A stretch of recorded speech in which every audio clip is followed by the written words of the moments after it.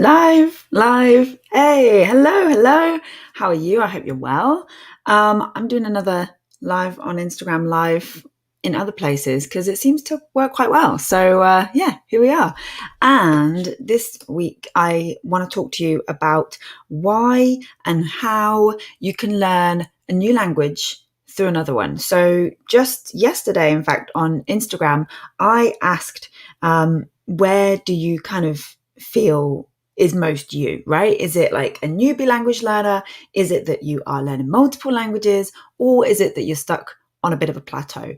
And most people on Instagram said they were in multiple language camp. So this blog has come at a very, very good time, it seems.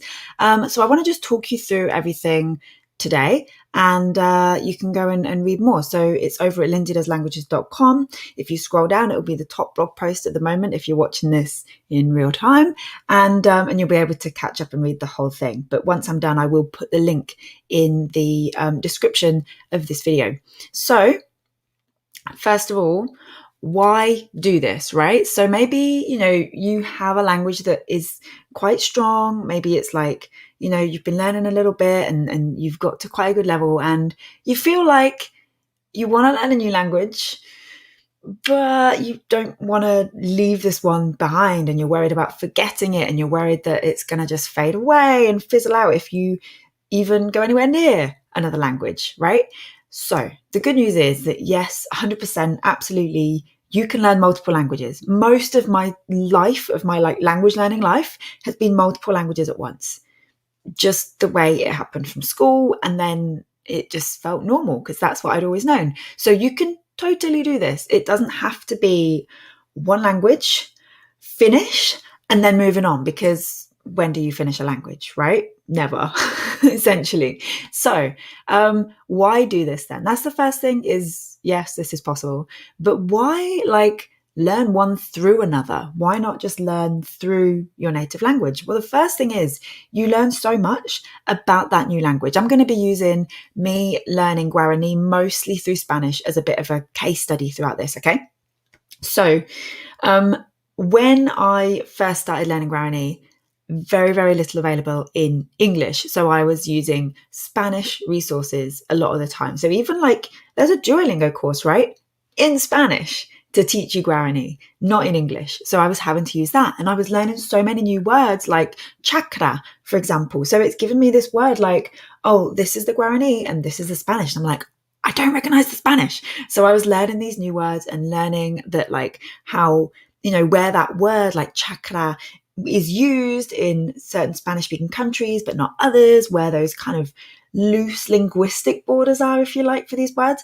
So that's really, really cool. And I would never, I'm not going to think, let me learn some Paraguayan Spanish vocabulary here, unless I was learning Guarani. So you do really, really learn so much about that first language that you maybe feel you're already quite strong. So where can you go? Well, there's still scope to learn. The second thing is that you end up, or I did at least, with a quite fun set of trilingual notes, which is pretty different to anything that I've seen before. Like if I'm learning just one language through English, my native language, then it's mostly just English and the language I'm learning in those notes, right?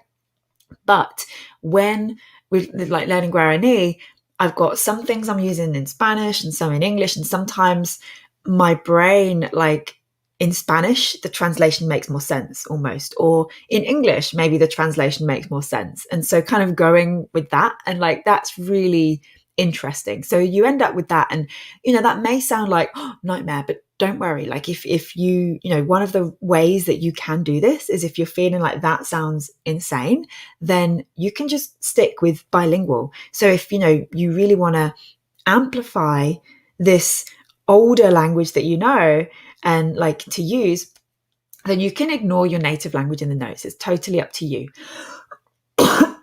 Woo! Okay, number 3, you give your brain quite the workout. So language learning and any additional language, already a huge advantage, a really great thing to do for your brain at any age, right? But imagine what happens then when you start learning another language through that second language. It's kind of like the brain equivalent of lifting weights with your legs instead of your arms or something, right? So really, really, really just like, it's unexpected. You build these new like brain connections using these other ones that are stored. Not a neuroscientist, kind of feel weird talking about brain stuff, but I've put a video on the blog post, so I definitely recommend you go and check that out, and it explains it in reasonably simple terms, but better than I can. When are you going to start to speak Cornish again? Yeah, hopefully soon. The plan was that we would be doing language stories this year, maybe going to Cornwall, making an episode about that. But obviously Corona, that didn't happen. So if we can do it next year, then hopefully I'll be able to start learning Cornish again next year. Okay, back to this. It's a great way to keep other languages alive. So that tends to be the big worry, right? That like, but if I want to learn this other language, other language, but I don't want to lose this one. I don't want to like have wasted all this time learning this language to this good level and then just it fades away and fizzles away. Well, actually, doing this and learning a new language through one that you already know, great time saver, right? And a great way to keep that other language alive, right? So really just like so helpful. And finally, why should you do this? Why should you learn one language through one that you know already? Access to different resources. Like I said, if I didn't speak Spanish, I wouldn't know any Guarani because there would be so little for me to latch onto in English. It's getting slightly more now than it was just a few years ago, in fact, but I'd be nowhere near as good as I am. I would know nowhere near as much as I know. That's a sentence, isn't it? Wow. So for example, like if you speak French, like Assimil is a great resource. You can take full advantage of that. They do have other things in other languages, but most in French. And also they do a really great job of having like regional language stuff as well. So that's really cool. German. So if you know German already, Langenscheid, I hope I'm saying that right, look adorable and like those like yellow dictionary things, right? Really cool.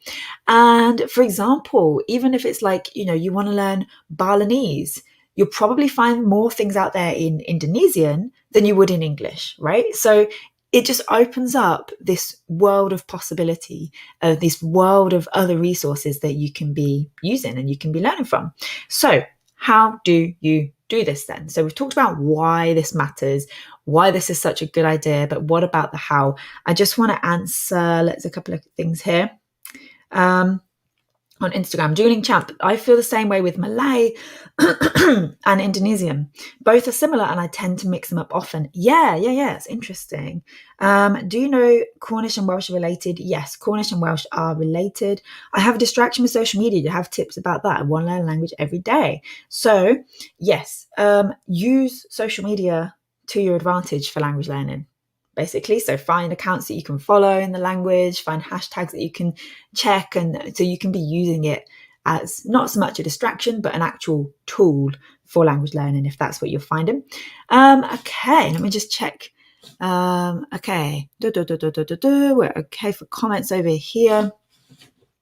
Right, so how to do it then? All right, so first things first, you may be lucky enough, perhaps post-corona, to find a language school, right? So again, going back to my example, I spent a week in Paraguay at IDIPA, which is a language school there where you can learn Spanish, but you can also learn Guarani. And the Guarani lessons taught in Spanish. Amazing. So if there's something like that that exists, that is a great way that you can learn one language through another, even if right now, not as easy to predict when you'll be able to maybe go and do that again. You could look online and find, like a teacher online that maybe teaches in the language that you're stronger in and teaches the language that you want to learn. So you can learn through a language in that way, like online. Resources that you currently use. So this really surprised me, right? Like you think, okay, I'm learning this language that maybe has less resources, or I don't know like where to look and things like this. I was really, really pleasantly surprised with Guarani that I found things, the places that you might look first if you want to learn a new language. Duolingo, Memrise, Closemaster, all have things for learning Guarani, right? So that really helped because it was this familiarity. I know how Duolingo, Memrise, and Closemaster work, right? So if there's something like that that you normally use, don't instantly dismiss, see what's there and see if there's options as well to learn through other languages. So for example, on Duolingo, you can change the language of the courses. I think they have, for example, a Catalan course as well, taught through Spanish, but not yet taught through English. And for example, with Memrise, you can change for learners of, and then it says English learning, right? And then the language. So you can change that to the language, and there may be less, but there may be something there as well that you can use. Another thing is Wikipedia, which is very, very useful resource, and podcasts as well. So is there a podcast out there maybe teaching Spanish to Korean speakers if you want to learn Spanish through Korean and you know Korean already, that kind of thing, right? So get creative by thinking, well, what do I already use? And how can I see if those things are out there in the language that I want to learn through, if that makes sense, right? As I said, find a tutor that doesn't speak your language. So schools right now are a little bit tricky, but is there someone out there online that you can, say, oh, by the way, I'm not a native in this language that's your native language, but I want to learn through this language. So, please, can we try not to use English or whatever your native language is in those lessons? So that can be really useful. I mentioned earlier about the bilingual notes. If you feel like the trilingual notes are going to be just like, then you can be like, right, boom, bilingual notes if you really want to eliminate that interference of your native language. Look around for bilingual books. So are there any bilingual books or parallel texts out there in the two languages, right? So for example, I have one for Guarani with Spanish as the parallel language, like not English, right? So that's been really helpful as well. And look as well on, someone just asked on Instagram about social media. So look around on social media, look around on YouTube to see if there's anyone teaching the language you're learning online or sharing things in that language through the other one. Again, with Guarani, I follow a few accounts where it's like, people are sharing like Guarani words and stuff, and then the translations tend to be in Spanish. So that's really helpful as well. So looking around online, using social media, using these things that could easily be a distraction, like you said, and then actually using them to your advantage. So yes, you can read the full post over on lindsaydoeslanguages.com. Just scroll a little bit and it'll be there, the top blog post for now, if you're watching this in real time. Let me just check for comments. Abizar, yes, I do that in Memrise. Yeah, it's really helpful. Great idea. I've started learning Spanish and enjoy incorporating French to ladder on. Ladder, that's the word, right? Yeah. Cornish people are English or Cornish? Depends what they decide. Depends how they choose to identify. Absolutely both work. All right, so that is everything for today. I'm gonna leave you now. Indonesian language exchange. Oh no, I don't do Indonesian language exchange with Fiel. I have a Indonesian teacher that I'm working with right now. So that is really, really helpful. We watch a lot of videos and we read articles and stuff, and then kind of very slowly dissect what it means. So like the last thing we did together was we watched like a stand-up clip on YouTube. And the great thing about this is that I then get like things in the sidebar recommended to me because it thinks like, oh, you're watching this stuff in Indonesian, you might like this. So then there's all these channels, this whole other like rabbit hole of stuff that I can then watch and use on my own terms and on my own time, in my own time as well. So yeah, that is it for today. I'm going to wrap up now. Like I said, if you're just joining, feel free to rewind and watch this from the start and go to lindsaydoeslanguages.com to read the full post on why and how you should learn one language through another, or laddering is a good word, as you said, over on Instagram. All right. So thank you for joining me, and I will see you very soon. Oh, next week, I should tell you this before I go. Next week, I'm going to be doing 3 live videos, right? Just like this. So be sure to follow if you're not like subscribed or wherever you're watching on YouTube, etc. Be sure to check in so that you can catch those 3 videos: Monday, Wednesday, and Friday next week. All right. Okay. I will see you very soon. Thank you and have a wonderful rest of your day.